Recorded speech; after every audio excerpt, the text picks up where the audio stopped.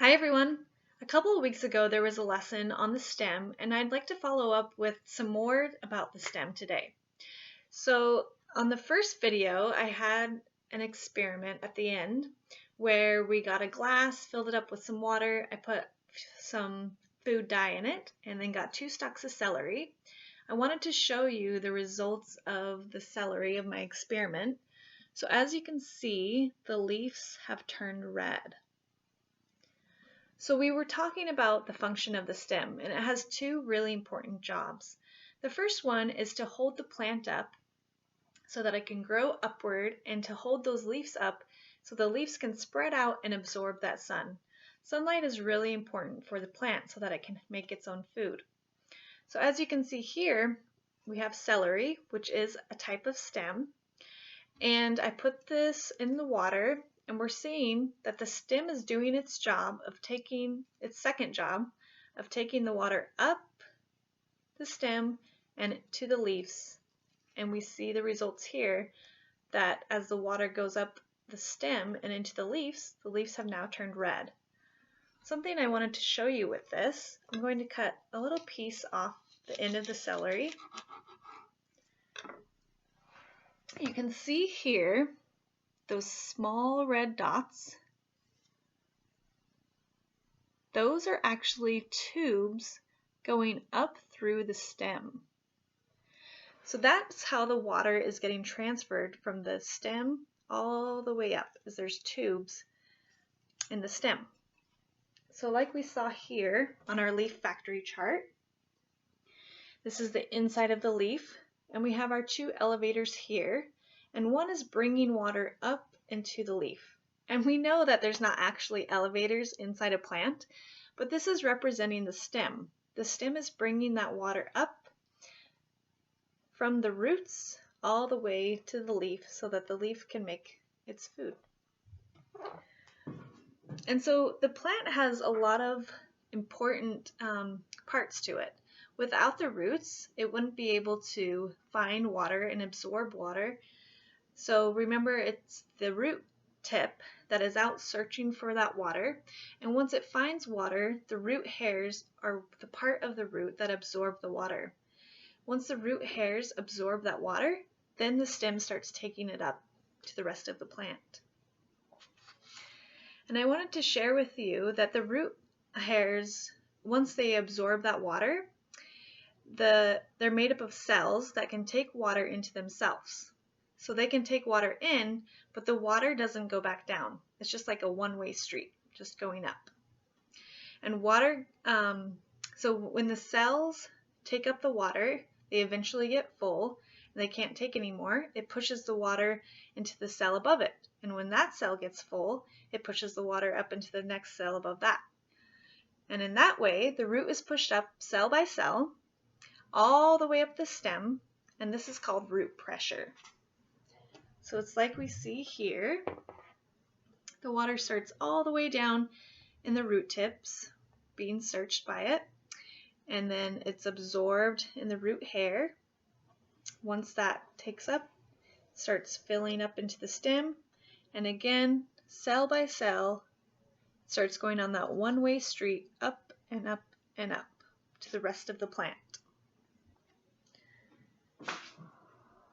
So something else I'd like to share with you is that there are actually 2 different types of stems. One is a stem that is green and flexible and juicy, and we call these herbaceous stems. And herba comes from a Latin word meaning grass. So celery would be an example of a herbaceous stem. Herbaceous stems have the job of holding the leaf to the light and transporting water, just like we've been talking about. And it helps bring food to the rest of the plant. And plants with herbaceous stems don't really grow that tall as other plants with other types of stems, and they often only live for 1 season. The other type of stem is a woody stem. So trees, you'll notice, have woody stems, and they're not flexible, they're not green, they're not juicy, And plants with woody stems tend to live a long time, and they tend to grow really tall. So again, trees are plants with woody stems, and this is my example. So you can look around your house and see what types of stems your plants have. And also you can use this time to go outside and observe the different types of stems with the plants surrounding you.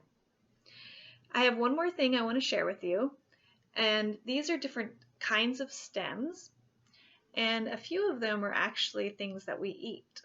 So I have a red onion here, and I've cut it in half.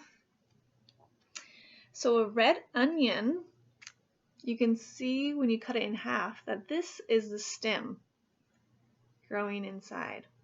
And so you might be wondering, well, what are these parts, the parts that we eat of the red onion? These are actually the leaves. So when we eat a red onion, we're eating the leaves. And this is called an underground stem. I don't know if I said that or not. Another example, this is often called ginger root. However, this is not a root. This is a stem, and it grows close to the surface, and this is called a rhizome. This type of stem is a rhizome. Another stem that you might mistake for a root is a potato. And this kind of underground stem stores food, and it's called a tuber, and it is not a root, but rather part of the stem. So these places that we usually call the eyes of the potato, these are the leaves that make the food, and roots grow right off of this, but this is part of the stem. Another example of a stem are stems that grow straight up and tall, and those are called erect stems. So this is an example. It's a Douglas fir. And which type of stem do you think it has, woody or herbaceous? Other kinds of stems are some that just lie on the ground, and you might think that they're lazy, but they're working really hard. So strawberry plants, their stems lie on the ground. And then there's a couple of stems, I wanted to show you one, that have hooks on them. And the hooks help the stem to kind of hook onto something that is really tall or another plant that's growing upward, so that they can hook on and grow upward and get really high for their leaves to be able to absorb that sunlight. An example of this is a blackberry. So those stems have the hooks on them, and they're called hook climbers, so that they can get up to the sun and absorb that sunlight. And the last one I'll show you has a twining stem, and it's similar to the hook climbers. So they'll twine around another plant or something that's up high, so that they can grow upward and have more sunlight to absorb.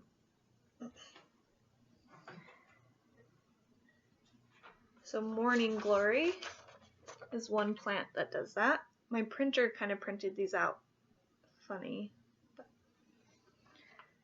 And here's another picture of a twining stem. So there's quite a lot of examples between herbaceous stem and woody stem. We have stems that we eat, potatoes, ginger, onion. But go outside and see what types of stems you can find. You can do a sketch of the different types of stems that you are observing.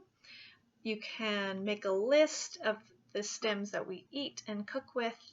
Be creative and see what you can come up with. Thanks for watching.